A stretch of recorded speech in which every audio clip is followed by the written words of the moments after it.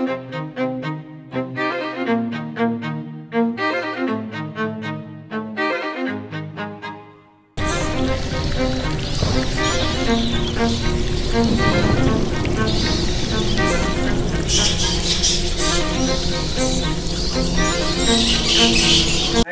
JT, what is your favorite Wes Craven movie? Nightmare. Mm-hmm. New Nightmare. It's just, I just love the idea. Freddy's scarier than he's ever been, and it's just Wes Craven's in it himself. It just has a good concept of movies and horror movies and their effects on the people who made it. I just love the idea. I just love how it's all well done. The music is very good. The acting is very good. It feels a lot more suspenseful than the movies because it just feels like, wow, this isn't really a movie. It's kind of weird. I don't know how to describe what genre this is, but maybe that's for the best. I just love the whole movie. It's just my favorite. Well, I'm just glad he made Freddy dark again. I was happy that Freddy dark. The makeup job is the scariest it's been. I think for the remake they should have done that instead of like the actual burn victim, because it just looks a lot scarier. I just like that idea. Plus he's got 5 claws. Okay, spiderjackangel, what's your favorite Wes Craven movie?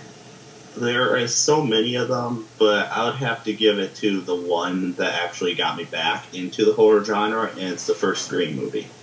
I love that one, so that's and the reason being is even to date that opening sequence with Drew Barrymore still stands out of being, you know, really tragic, really dark, and, you know, still stands up to today's standards. It's so iconic. Like, when you think of Scream, you think of, you know, her scene, basically. Like, you could just put it on a poster, and that would just say Scream, right? Her next to a telephone, basically. There you go. That's what I think of when I think of Scream. And also I like the fact that the idea of the killer basically calling random victims up and basically quizzing them on movie knowledge, and if they got it wrong, you know, they get killed. And I also love the Scream that they made Drew Barrymore to believe that she was going to be the lead, and that, like, when you first see the movie, she dies off, like, the first 10 minutes. Well, I don't know if you know this, but Originally Drew Barrymore, I believe, was supposed to play Sydney, but then basically... She wanted to play basically the Janet Leigh character in Psycho. Yeah. That's why it's so good, because you think that she's gonna be the lead, and she's not. Wes Craven just playing with you, you know? Yeah. You just set that up. It was genius. Okay, now Danny, what's your favorite Wes Craven movie? What's your favorite Wes Craven movie? My favorite Wes Craven movie has to be the original Nightmare on Elm Street, because that was what got me into Wes Craven, basically. I mean, I wouldn't have watched Hills Have Eyes or any of his other movies if I hadn't seen Nightmare on Elm Street. It was my favorite horror icon when I was a kid. I remember, you know, in the old days in the 90s, they used to show horror movies in the daytime, basically. You could watch a horror movie at like 5 o'clock. And it'd be like on all the time, you know, right around Halloween. And I remember when USA used to show like all the Child's Play movies at like noon. I remember USA used to play like Halloween. So Yeah, I remember that. And so did GBS. I miss like Elm Street Marathons. Remember when they used to have like Elm Street Marathons on TV? And they have like a host, you know. I miss Friday the 13th marathons. I remember they used to play those on Friday the 13th. Nowadays you don't see them very much. On Spike TV. Yeah. I just love that movie. I remember being 5 years old, like sitting behind a couch, being so scared of this character, and I was so freaked out. I couldn't move. Like my older sister's friend brought the movies over. She sat down and watched them, and I was 5 years old, sitting behind a couch. I could not move at all, and honestly, I did not see A Nightmare on Elm Street, the original, till I was 16 again, because it scared me so much. Well, you know, the funny thing about, like me, I didn't see the original Nightmare on Elm Street first. I saw, like, 4, 5, and, like, Freddy's Dead. And Halloween, I was like, oh my god, I've never actually seen the original. I've seen the sequels, but I've never... The sequels, like, are alright, but, like, you know, they're good, you know? It's still effective today, and it's so creepy. It's some of the best... has some of the best effects today. Yeah. Some of the best characters. You know, Freddy's awesome in that movie. He's so creepy and chilling. I mean, it works so well still today. Totally. So, but then I got another question. This is like off topic. Okay. For like YouTube future. okay. Do you guys have? Now this goes out to all of you guys. Do you guys have any future projects you're gonna want to do on YouTube?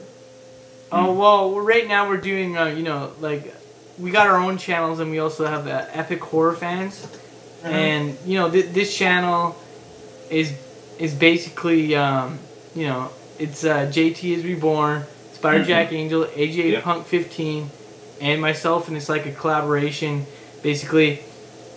And we wanted to, you know, reach out to a wider audience because, you know, spiderjackangel and I were noticing that less people are watching our own channels. So we thought, you know, we should collaborate and basically get the word out about our own channels so people know that we exist again, you know? Because it feels like a lot of people got their channels deleted or you know, logged off, basically. Yeah. I mean, but that's like a really cool idea to make this group channel. Yeah. So other people who subscribe to your group channel know that you guys have other channels as well. Yeah, and that's what we want to do. We want to support each other. And we figured that, like, this is the thing, right? Rhine 1988, we figured that if we had a special guest every once in a while, you know, it's going to bring an audience in because the special guest is going to give us a shout out to all these other people. You know? Oh yeah, and when this interview's up, I'll definitely let people know about the channel. Let people know to go check out this interview and go subscribe to you guys because this is a lot of fun. Yeah, totally. I don't think that you guys were on Skype and were interacting like this. Our new channel, Epic Horror Fans, you know, and JT is Reborn. He's the newest member of our channel, basically. And we got spiderjackangel and AJ Punk 15, who's not here right now, but he's a big part of the films, basically. And that's, you know, every time we do a show is really cool. And this has been so much fun talking about Wes Craven movies and just movies in general with you guys. So I appreciate you guys inviting me onto your channel. Yeah. And as well. I plan on doing the highs and lows of the Silent Hill video games and comparing, basically telling about how I think the movie's gonna stack up to the Born and spiderjackangel and AJ Punk 15, and we're gonna do a collaboration video where we actually review the new Silent Hill movie. We're all gonna basically go see it. Yeah. Also, I also want to give a recommendation. I know you have watched at least two in the series, but recently I actually got to see the third Rec film, Rec 3 Genesis. Yeah.